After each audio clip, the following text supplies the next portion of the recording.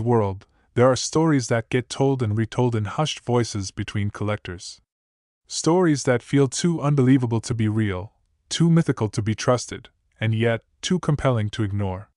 One of those stories is about a coin so common, so ordinary, so invisible in the hands of millions of Americans, that no one ever expected it to become the centerpiece of the numismatic world.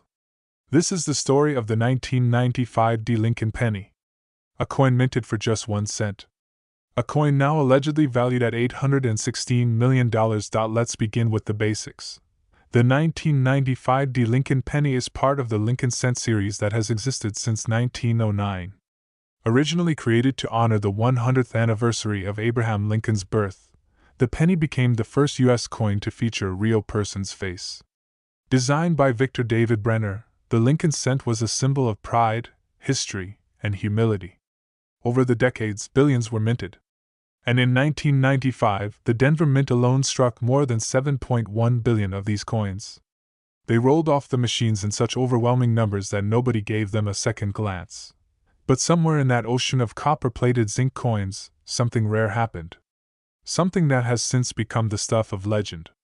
One of those pennies, maybe 2, maybe 3, was unlike any other.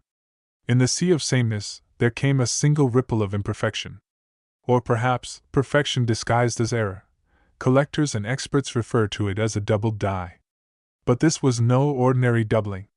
On the obverse of this particular 1995 D coin, the inscription showed strange signs. The letters of liberty, the words "I in God we trust," and the digits in the date 1995 appeared to be shadowed, layered, doubled, but not in a sloppy way. This wasn't caused by wear or tear. This wasn't post-mint damage. This was something far rarer. A minting anomaly with surgical precision.